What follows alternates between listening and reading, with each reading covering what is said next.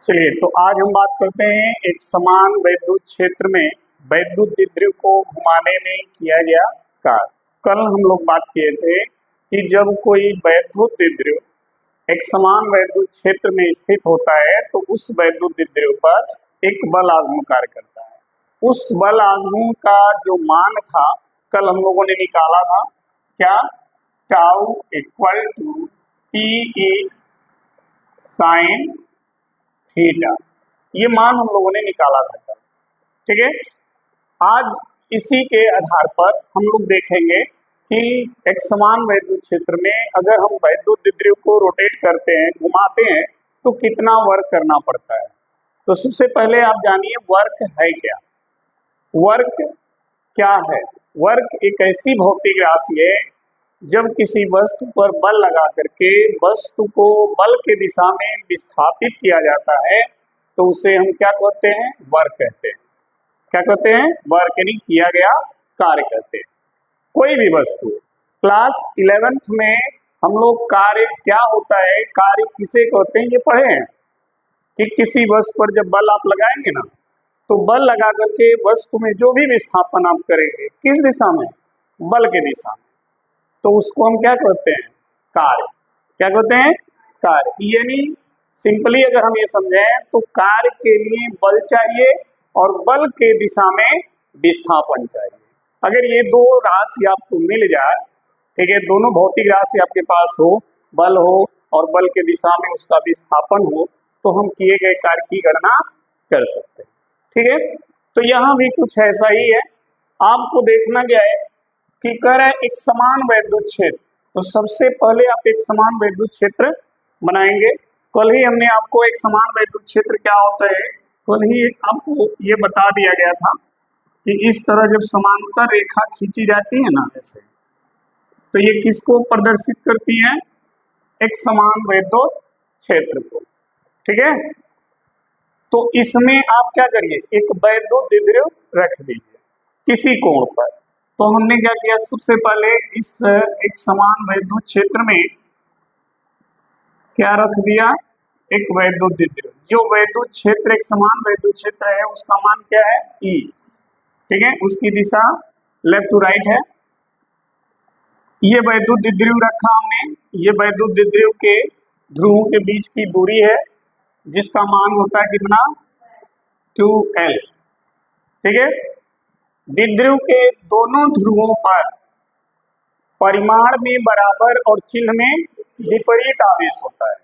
यानी जितना कूलाम का यहाँ धन आवेश होगा उतना ही कूलाम का यहाँ पर ऋण आवेश होगा।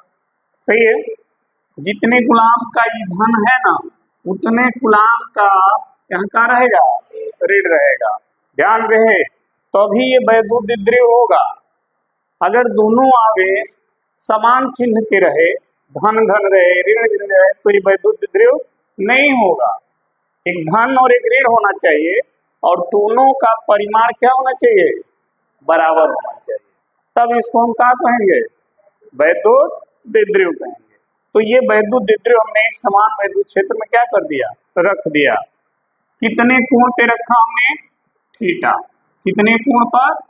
थीटा कोण पर हमने इसको रख दिया। ठीक है, जैसे आप इसको वैद्युत इसमें रखेंगे ना तो इसके दोनों ध्रुवों पर क्या करेंगे? बल लगेंगे। इसके दोनों ध्रुवों पर बल लगेंगे और दोनों बल की दिशा क्या होगी? विपरीत होगी और परिमाण क्या होगा? बराबर होगा। कल हम लोग ये सब पढ़ चुके हैं। जितना न्यूटन का बल इस ध्रुव पर वैद्युत क्षेत्र के दिशा में लगेगा उतना ही न्यूटन का बल इस ध्रुव पर भी लगेगा। ठीक है, दोनों आवेश परिमाण, दोनों बल परिमाण में क्या है और दिशा में क्या है? विपरीत। अब ये करेंगे क्या? ये दोनों बल इस द्विध्रुव को क्या करेंगे? घुमाएंगे। क्या करेंगे? घुमाएंगे। क्यों घुमाएंगे? ताकि द्विध्रुव आघूर्ण जो होता है ना P, द्विध्रुव आघूर्ण की दिशा ये होती है ऋण ध्रुव से धन ध्रुव की ओर, तो इसको इसलिए दोनों बल घुमाएंगे कि द्विध्रुव आघूर्ण जो P है उसकी दिशा वैद्युत क्षेत्र के दिशा में हो जाए और ये क्या हो जाए? अस्थाई हो जाए। क्या हो जाए? अस्थाई हो जाए, क्योंकि कल ही हम लोग पढ़े थे वैद्युत द्विध्रुव की अस्थाई स्थिति। अस्थाई स्थिति में हमने आपको यही बताया था कि जब द्विध्रुव आघूर्ण की दिशा और वैद्युत क्षेत्र की दिशा दोनों एक दिशा में आ जाते हैं तो थीटा 0 हो जाता है, जिसके कारण उस पर कोई बल आघूर्ण कार्य नहीं करता। ठीक है, तो वो हो जाता है उसकी अस्थाई स्थिति। तो ये दोनों बल इस द्विध्रुव को अस्थाई स्थिति में लाने का क्या करेंगे, प्रयत्न करेंगे। ठीक है, अस्थाई स्थिति में लाने का प्रयत्न करेंगे, इसलिए इन दोनों बलों को हम प्रत्यानयन बलयुग्म भी कहते हैं। क्या कहते हैं, प्रत्यानयन बलयुग्म। प्रत्यानयन का मतलब प्रयत्न करना, कोशिश करना। ये दोनों बल मिलकर के बार बार कोशिश करेंगे कि ये जो वैद्युत द्विध्रुव है वो वैद्युत क्षेत्र के दिशा में हो जाए। ठीक है, वैद्युत क्षेत्र के दिशा में होने से क्या होगा, ये अस्थाई हो जाएगा, ये फिर बार बार कोशिश नहीं करेगा। ठीक है, हर वस्तु क्या चाहती है कि हम अस्थाई हो जाए, क्या चाहती है, अस्थाई रहें। तो ऐसे द्विध्रुव जो है वो भी चाहता है कि हम अस्थाई रहें, और अस्थाई होने के लिए इसको किस दिशा में आना पड़ेगा, वैद्युत क्षेत्र के दिशा में। ठीक है, इसीलिए ये दोनों बल बार बार प्रयत्न करेंगे कि इसको हम वैद्युत क्षेत्र के दिशा में क्या करें, ला दें। ठीक है, इसीलिए इन दोनों बलों का नाम क्या रखा गया, प्रत्यानयन। प्रयत्न करते हैं, इस कोशिश करते हैं, इसीलिए इनको कहा गया प्रत्यानयन बल युग्म। युग्म मीन्स जोड़ा, युग्म मीन्स जोड़ा, यानी दो बल। तो दो बल हैं, इसीलिए इन बलों का नाम हो गया प्रत्यानयन बल युग्म। यानी ऐसे दो बल जो वैद्युत द्विध्रुव को वैद्युत क्षेत्र की दिशा में लाने का प्रयत्न कर रहे हैं। ठीक है, तो जब ये वैद्युत क्षेत्र की दिशा में लाने का प्रयत्न करेंगे तो ये द्विध्रुव को क्या करेंगे, घुमाएंगे। द्विध्रुव को क्या करेंगे, घुमाएंगे। तो घुमाने में क्या करेंगे, कार्य करेंगे। उसी कार्य की गणना हमको करनी है, उसी कार्य की गणना करनी है कि ये दोनों जो बल हैं वो वैद्युत द्विध्रुव को जब घुमाकर वैद्युत क्षेत्र की दिशा में लाएंगे तो कितना कार्य करेंगे। ठीक है, हमारा देखिए हेडिंग यही कह रहा है, एक समान वैद्युत क्षेत्र में वैद्युत द्विध्रुव को घुमाने में किया गया कार्य, कितना कार्य होगा। क्लियर है, देखिए तो सबसे पहले हमने क्या किया, एक समान वैद्युत क्षेत्र ले लिया और उस वैद्युत क्षेत्र में एक वैद्युत द्विध्रुव को थीटा कोण पे हमने रख दिया। जैसे हमने वैद्युत द्विध्रुव को थीटा कोण पर रखा तो वैद्युत द्विध्रुव के दोनों ध्रुवों पर दो बल परिमाण में बराबर और दिशा में विपरीत क्या करने लगे, कार्य करने लगे। ये ऐसे बल हैं जो द्विध्रुव को घुमाकर वैद्युत क्षेत्र की दिशा में लाने का प्रयत्न कर रहे हैं, इसलिए इन बलों को हम क्या कहते हैं, प्रत्यानयन बलयुग्म भी कहते हैं। ठीक है, अब ये दोनों बल वैद्युत द्विध्रुव को घुमाकर वैद्युत क्षेत्र की दिशा में जब लाएंगे तो कितना कार्य करेंगे, उसी कार्य की हमको क्या करनी है, गणना करनी है। क्लियर है, तो देखिए सबसे पहले हम क्या करेंगे, लिखेंगे माना, क्या माना जी, हाँ माना एक समान वैद्युत क्षेत्र E, क्या माना, एक समान वैद्युत क्षेत्र E। ठीक है, माना एक समान वैद्युत क्षेत्र E में, उस क्षेत्र में हमने क्या किया, क्या किया है, एक वैद्युत द्विध्रुव को रख दिया है। क्या किया है, वैद्युत द्विध्रुव को रखा है। तो माना एक समान वैद्युत क्षेत्र E में एक वैद्युत द्विध्रुव थीटा कोण पर क्या है, स्थित है। ठीक है, मान लिया कि एक समान वैद्युत क्षेत्र E में एक वैद्युत द्विध्रुव जो है थीटा कोण पर स्थित है। क्लियर, अब देखिए जब वैद्युत द्विध्रुव है तो इसका द्विध्रुव आघूर्ण भी होगा, वैद्युत द्विध्रुव है तो उसका आघूर्ण होगा ना, है, तो फिर उसको भी लिखेंगे जिसका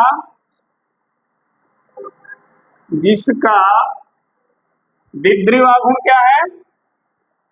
जिसका द्विध्रुव आघूर्ण क्या है?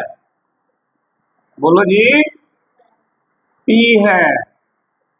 वैद्युत द्विध्रुव का द्विध्रुव आघूर्ण क्या है? P है। ये बकलोल ये खा के इतना इतना आई बाटल है, आवाज नहीं निकला था। द्विध्रुव आघूर्ण क्या है? P है। ठीक है। द्विध्रुव आघूर्ण सदिश राशि है, अदिश राशि? इसकी दिशा क्या होती है?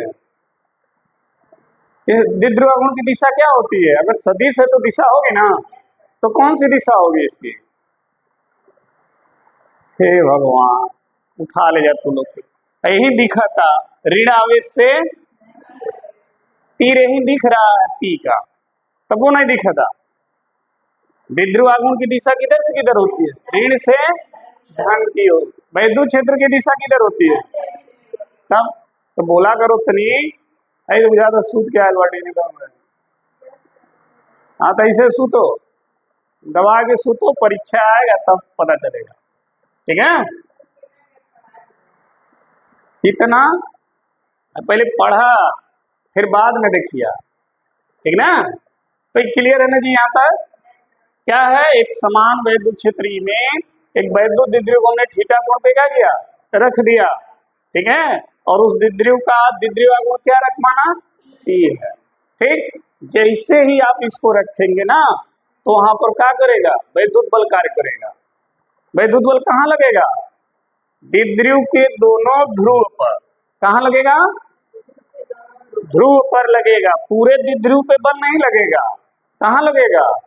द्विध्रुव के ध्रुव पर। आखिर में बल कहाँ ध्रुव पर लगेगा भाई? पूरे द्विध्रुव पर क्यों नहीं बल लगेगा? कारण बताएंगे? बताओ। जो बल लग रहा है, देख रहे हैं ना, इधर बल लग रहा है, इधर बल लग रहा है, तो ई बल कहाँ ध्रुव पे लग रहा है? पूरे इस द्विध्रुव पे क्यों नहीं लग रहा है? हाँ, ए बकलोल है, दोनों ध्रुव पर आवेश है ना, तो बल किस पे लगता है? आवेश पर ही लगता है। किस पे लगता है? और आवेश कहाँ है? ध्रुव पर। इसलिए बल कहाँ लगेगा? ध्रुव पर लगेगा। पूरे द्विध्रुव पर आवेश नहीं है, इसलिए पूरे द्विध्रुव पर बल नहीं लगेगा। जहां आवेश होगा वहीं न बल लगेगा। जहां भेली हुई चींटी कहाँ लगी है? वहीं लगी है ना, है? तो उसी तरह से अगर आवेश यहाँ है तो बल भी कहाँ लगेगा? यहीं लगेगा। पूरे द्विध्रुव पे नहीं लगेगा। अभी लगेगा? नहीं लगेगा। तो ध्यान रखना, ठीक है? तो जैसे ये स्थित हो जाएगा चुंबकीय वैद्युत क्षेत्र में, इसके दोनों ध्रुवों पर दो बल बराबर परिमाण में और दिशा में विपरीत कार्य करने लगेंगे। समझ में आई बात? तो हमने लिख दिया जिसका द्विध्रुव आघूर्ण P है। ठीक है,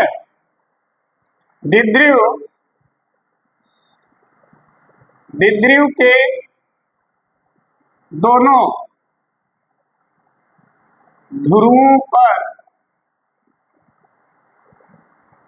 लगने वाले बल क्या करते हैं? जो बल लगेंगे ना, F इक्वल टू QE, लगने वाले बल F इक्वल टू QE क्या बनाते हैं? बल आघूर्ण। दोनों बल मिलके क्या बनाएंगे? बल आघूर्ण बनाते हैं। कल ही आपने पढ़ लिया था, इन दोनों बलों का अगर परिणामी निकाला जाए तो क्या आएगा? 0। लेकिन दोनों मिलके बल आघूर्ण का निर्माण करते हैं। क्यों? क्योंकि दोनों बलों की क्रिया रेखा एक दूसरे से क्या है? भिन्न भिन्न है, इसलिए बल आघूर्ण ये बनाते हैं। ठीक है, तो द्विध्रुव के दोनों ध्रुवों पे लगने वाले बल एक बल आघूर्ण का निर्माण करते हैं। किसका? बल आघूर्ण का निर्माण करते हैं। दोनों मिलके क्या बना लेंगे? एक बल आघूर्ण बना लेंगे। और उस बल आघूर्ण का मान कितना होगा? Tau equal to PE sine, ये बल आघूर्ण बना लिए दोनों। यही कल फार्मूला ड्राइव किया गया था। तो ये दोनों बल ये और ये मिल करके इसका निर्माण करेंगे। अब ये कैसे इसका निर्माण कर रहे हैं दोनों बल, कल का क्लास जो है उसको आप देखे हैं ना, हाँ, उसमें इसको प्रूव कराया गया है कैसे ये आ रहा है। ठीक है, बस यहाँ पर हम यही जानेंगे कि जो दोनों बल हैं ये दोनों क्या कर रहे हैं, एक बल आघूर्ण बना रहे हैं। ठीक, और इसी बल आघूर्ण से ये वैद्युत द्विध्रुव को क्या करेंगे, घुमाएंगे। क्या करेंगे, घुमाएंगे। ठीक है, तो घुमाएंगे तो कितना कार्य करेंगे, यही हमारा ये प्रश्न है। तो पहले देखिए, ये नहीं कि डायरेक्ट पूरा घुमा देंगे, पहले इसको छोटा सा एंगल घुमाएंगे, एक छोटा सा कोण, तो कार्य भी क्या होगा, थोड़ा सा होगा। फिर इसको देखेंगे कि अगर इतने डिग्री से इतने डिग्री तक घुमाएं तब कार्य कितना होगा। लेकिन पहले क्या करेंगे, थोड़ा सा कोण घुमाएंगे। क्या करेंगे, थोड़ा सा कोण घुमाएंगे। ठीक है, तो देखिए यदि द्विध्रुव को डी थीटा, अच्छा देखो जब ये घूमेगा तो कोण बनाएगा, नहीं बदलेगा, कोण ही तो बदलेगा। तो यहाँ पे जो विस्थापन होगा वो कौन सा विस्थापन होगा, कोणीय विस्थापन। क्या, कौन सा विस्थापन होगा, देखिए कार्य का जो सूत्र है, कार्य बराबर होता है बल गुणे क्या, विस्थापन, यही होता है ना कार्य का सूत्र। हाँ, तो अगर कोई वस्तु रेखीय है, कोई वस्तु ऐसे लीनियर में बल लगाया जा रहा है, किसी वस्तु पर समतल में बल लगाया जा रहा है, तो उस वस्तु का विस्थापन कौन सा होगा, रेखीय विस्थापन होगा। लेकिन जब किसी वस्तु को किसी वृत्त में घुमाएंगे तो उसका विस्थापन किस प्रकार होगा, कोणीय विस्थापन होगा। तो इस विस्थापन की जगह हम क्या लिख देंगे, कोणीय विस्थापन। ठीक है, और यहाँ पे जो बल लगा है उस बल को क्या लिख देंगे, बल आघूर्ण। ये भी क्या है, एक बल ही तो है, देखिए बल लिखा है। यानी इसको जब छोटा सा कोण घुमाया जाएगा ना तो विस्थापन क्या हो जाएगा, डी थीटा, यही होगा विस्थापन। तो हम लिखेंगे यदि द्विध्रुव को डी थीटा कोण, डी थीटा कोण क्या किया जाए, घुमाया जाए, तो किया गया कार्य। अब छोटा सा कोण हम घुमाएं तो कार्य कितना करेंगे, ढेर सारा, कार्य भी तो कम होगा। तो कार्य जब कम होगा तो कम के लिए क्या लिखते हैं, डी लिखते हैं ना। तो डी डब्ल्यू बराबर क्या होगा, बल आघूर्ण। देखिए बल आघूर्ण गुणे कोणीय विस्थापन, तो बल आघूर्ण हो गया गुणे क्या, कोणीय डी थीटा, एक छोटा सा कार्य हो गया है। ठीक है, अब देखिए अगर इसी द्विध्रुव को कहा जाए कि 30 अंश से लेकर 90 डिग्री तक घुमाइए, ठीक है, 30 अंश से लेकर 90 अंश तक घुमाइए, 60 अंश से लेकर 120 घुमाइए, मतलब यहां से लेकर के यहां तक क्या करिए, इसको घुमाइए। तो जहां से कहा जाएगा वो हो जाएगा उसका लोअर लिमिट, निम्न सीमा, और जहां तक घुमाएंगे वो हो जाएगा उसका उच्च सीमा। जैसे हमने कहा कि तुमको मोहरीपुर से पीपीगंज जाना है, मोहरीपुर से पीपीगंज, तो मोहरीपुर तुम्हारा निम्न सीमा है जहां से तुम चल रहे हो, और जहां तक जाओगे वो तुम्हारा उच्च सीमा हो गया। ठीक है, तो उसी तरह से अगर ये कहा जाए कि इस द्विध्रुव को 30 अंश से 90 अंश तक घुमाइए, या 30 अंश से 90 अंश तक घुमाने में कार्य की गणना कीजिए, तो 30 अंश क्या हो जाएगा उसका निम्न सीमा, और 90 अंश का हो जाएगा उच्च सीमा। ठीक है, तो अगर हम यहां पर ये लिखें कि यदि द्विध्रुव को θ1 से θ2 तक क्या किया जाए, घुमाया जाए, तो हो गया ना। अभी θ1 हो जाएगा 30, θ2 हो जाएगा 90। अगर कहा जाए 60 अंश 120 तो θ1 हो जाएगा 60, θ2 हो जाएगा 120। समझा गया।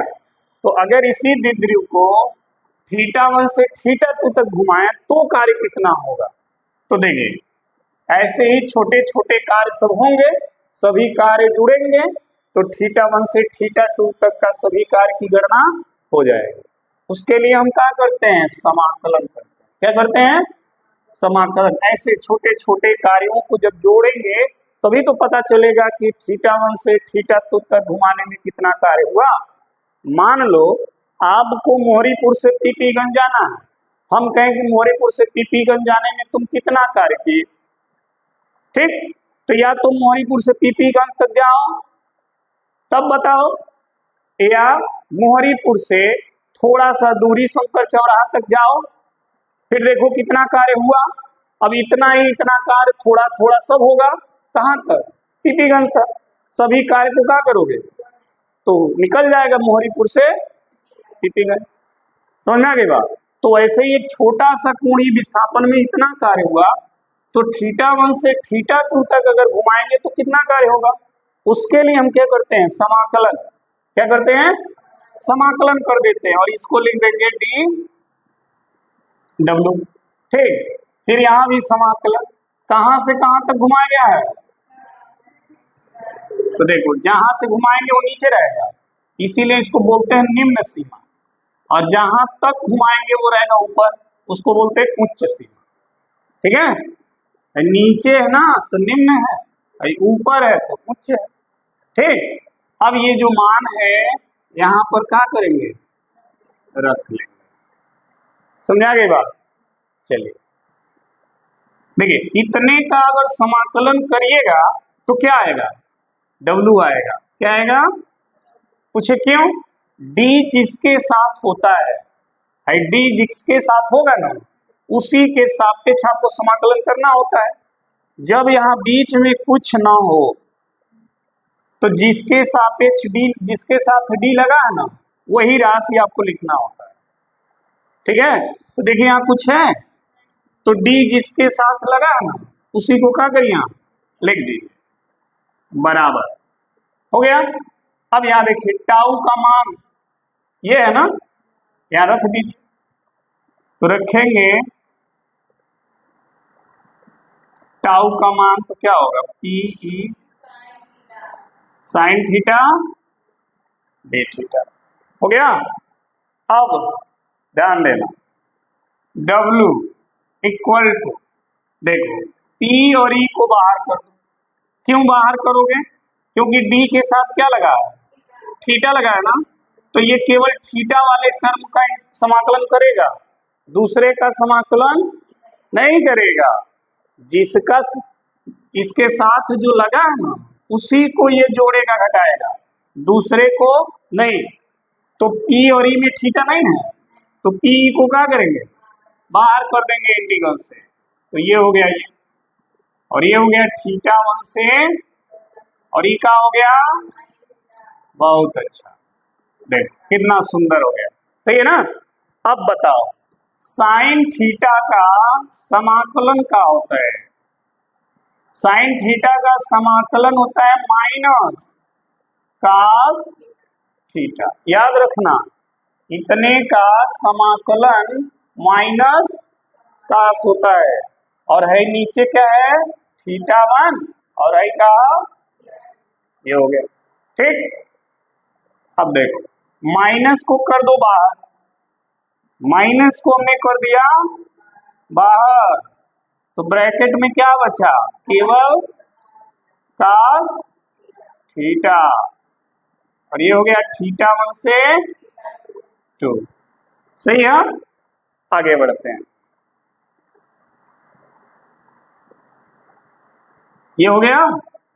अब देखना ध्यान से, कास थीटा के जगह सबसे पहले ऊपर वाला जो लिमिट है, उच्च जो सीमा है उसको रखेंगे, फिर माइनस लगाएंगे, फिर थीटा के जगह नीचे वाली सीमा रखेंगे। ठीक है, तो क्या हो जाएगा, कास आई थीटा के जगह थीटा माइनस फिर इसको, तो कास, समझ में आ रहा है ना, ऐसे हो गया।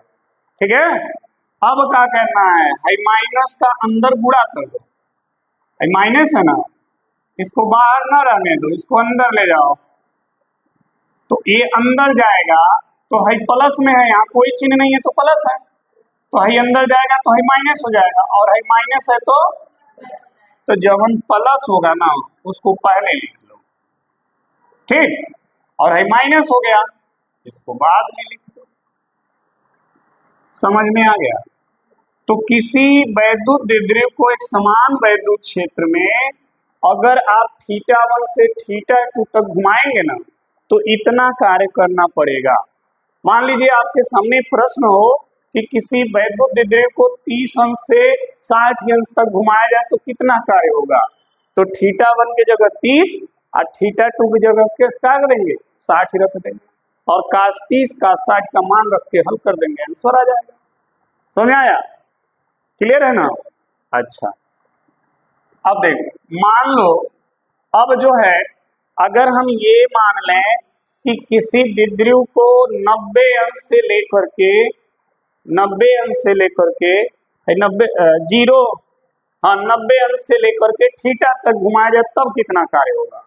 90 अंश से थीटा का मान 90 से बड़ा होगा, 110 हो सकता है, 120 हो सकता है, 160 हो सकता है, 180 हो सकता है, यही होगा।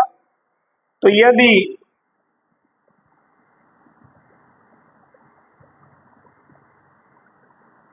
द्विध्रुव को θ1 बराबर 90 से θ2 बराबर थीटा तक क्या किया जाए, घुमाया जाए। ठीक है, पहले हमने θ1 से θ2 घुमाया तो किया गया कार्य इतना हो गया, लेकिन अब इसी कार्य में अगर θ1 को क्या रख दें और θ2 को क्या रख दें तो कितना कार्य होगा, ये भी देख लें। तो देखिए अब जो कार्य होगा उसको समझना, Pe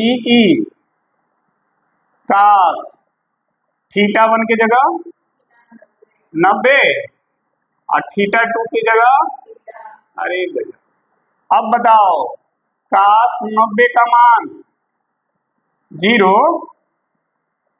cos 90 का मान कितना होता है 0, तो हाई क्या हो गया 0, हाई क्या हो जाएगा, ठीक है। तो जब हाई 0 हो जाएगा तो बचेगा क्या, हाई के माइनस cos थीटा, क्या बचेगा, तो Pe का गुणा जब माइनस cos में करोगे तो क्या आएगा माइनस Pe cos, तो किया गया कार्य इतना हो जाएगा। समझ आया? ये फॉर्मूला कब लगेगा और ये फॉर्मूला कब लगेगा, समझिए। जब आपके सामने प्रश्न हो कि किसी वैद्युत द्विध्रुव को 30 से 60 अंश, 30 से 90 अंश, या 45 से 90 अंश, मतलब इस कोण से इस कोण तक घुमाया जाए तो कार्य कितना होगा, तो ये लगाएंगे। लेकिन जब आपको ये प्रश्न कहा जाए कि वैद्युत द्विध्रुव को 30 डिग्री घुमाने में कितना कार्य होगा, 45 डिग्री घुमाने में कितना कार्य होगा, कहां से कहां तक नहीं, सीधे कोण दे देगा, इतना डिग्री घुमाने में कार्य कितना होगा, तो सीधे वही फॉर्मूला लगेगा। ठीक है, समझ आ गई बात? अगर एक कोण दिया हो कि इतना डिग्री घुमाने में कार्य कितना होगा तो सीधे ये लगाएंगे। ठीक है, और जब ये कहेगा यहां से यहां तक घुमाने में कितना कार्य, तब ये फॉर्मूला लगाएंगे। क्लियर हो गया? तो किसी भी वैद्युत द्विध्रुव को एक समान वैद्युत क्षेत्र में जब आप रखेंगे और देखेंगे कि उस पे दो बराबर बल विपरीत दिशा में लगेंगे, वो दोनों बल क्या बनाएंगे, बलाघूत, और उसी बलाघूत से ये द्विध्रुव को क्या करेंगे, घुमाएंगे। तो घुमाएंगे तो कितना कार्य करेंगे, उसी कार्य की हमने क्या किया है, गणना किया है। ठीक है, अच्छा घुमाएंगे क्यों, क्या जरूरत है इसको घुमाने का, अच्छा तुम हमारे पास क्यों आए हो पढ़ने, उसी तरह इसका भी तो कोई रीजन होगा क्यों घुमाए, क्योंकि द्विध्रुव अस्थाई स्थिति में हो जाए, ऐसे है ना, तो ये अस्थाई में तो है नहीं, तो अस्थाई में कब होगा, जब ये घूम के ऐसे हो जाएगा वैद्युत क्षेत्र की दिशा में। जब द्विध्रुव आघूर्ण की दिशा और वैद्युत क्षेत्र की दिशा दोनों एक दिशा में आ जाएंगे तो द्विध्रुव क्या हो जाता है, अस्थाई। ठीक है, तब उस पर कोई बल आघूर्ण कार्य नहीं करेगा। तो ये दोनों बल द्विध्रुव को अस्थाई स्थिति में लाने के लिए इसको क्या करते हैं, घुमाते हैं। ठीक है, अगर द्विध्रुव ऐसे ही स्टार्टिंग में ही रहता तो उस पर कोई बल कार्य नहीं करता, क्या जरूरत है उसको घुमाने का, समझाएगा। तो अगर आपको प्रश्न कोई ऐसा करे कि वैद्युत द्विध्रुव पे जो बल आघूर्ण कार्य कर रहा है वह बल आघूर्ण द्विध्रुव को क्यों घुमा रहा है, तो सर उसको अस्थायी स्थिति में लाने का प्रयत्न कर रहा है, इसीलिए उस बल आघूर्ण को हम प्रत्यानयन बल आघूर्ण भी कहते हैं। आपसे अगर प्रश्न ये भी बने कि प्रत्यानयन बल आघूर्ण क्या होता है, तो वैद्युत द्विध्रुव पर लगने वाला ऐसा बल आघूर्ण जो वैद्युत द्विध्रुव को अस्थायी स्थिति में लाने का क्या करे, प्रयत्न करे, तो उसी बल आघूर्ण को क्या कहते हैं, प्रत्यानयन बल आघूर्ण। तो ये जो बल आघूर्ण है कौन सा बल आघूर्ण है, प्रत्यानयन बल आघूर्ण है, क्योंकि यही बल आघूर्ण इसको घुमाकर वैद्युत क्षेत्र के दिशा में लाने का क्या कर रहा है, प्रयत्न कर रहा है, तभी तो इतना कार्य किया है। क्लियर है, समझ में आ गया, ठीक है, नोट करिए।